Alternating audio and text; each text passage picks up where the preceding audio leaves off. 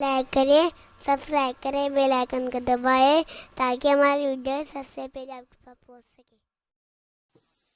قرآن کہتا ہے خلق لکم من انفسکم ازواجا لتسکنوا فیہا او کما قال۔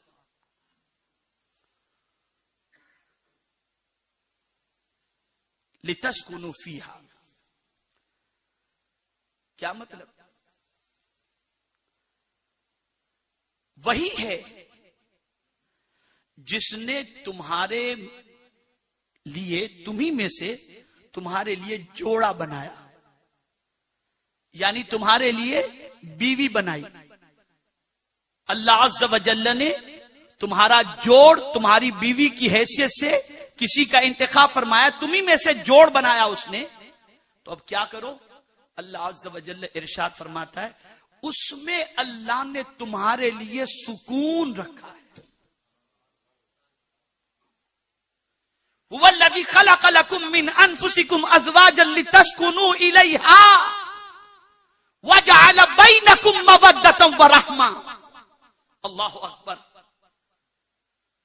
کتنی عظیم آیت ہے یہ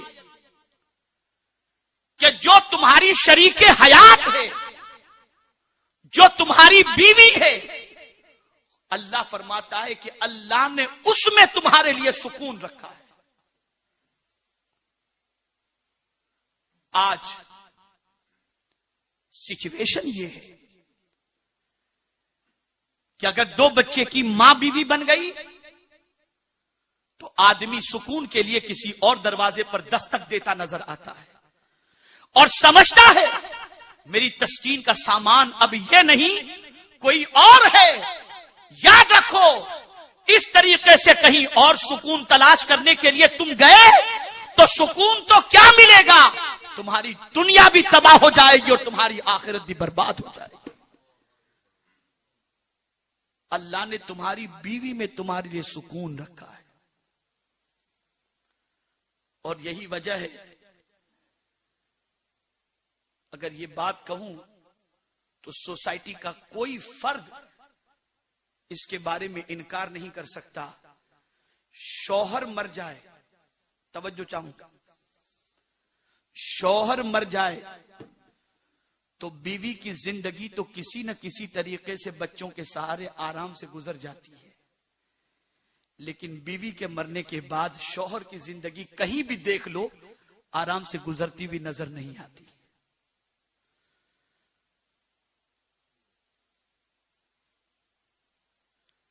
شوہر کے گزر جانے کے بعد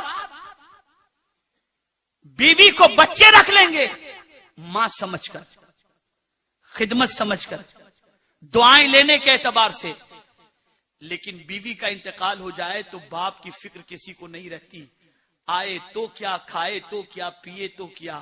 اور اس باپ سے پوچھو کہ تمہاری رات کی تنہائی کیسے کٹتی ہے تو وہ یہی کہے گا اب جی کر کے کیا فائدہ، میری شریک حیات اس دنیا سے چلی گئی۔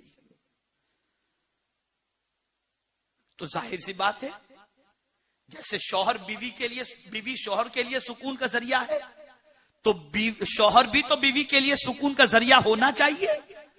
لیکن اللہ اکبر، میرے کریم نے بیوی کی طرف توجہ دلا کر اور سکون کا ذریعہ اسے بنا کر دنیا کے ہر انسان کو سبق دے دیا کہ اگر تم مرد ہے تو اس بات کو تو ذہن میں رکھنا کہ بیوی چاہے کتنی پرانی کیوں نہ ہو جائے، میں خالق ہو کر تیرے سکون کا ذریعہ اسے بنایا ہوں، تو اسی میں تجھے اللہ عز و جل سکون کی دولت عطا فرمائے گا۔ یہاں ایک بات میں آپ کو بتاؤں،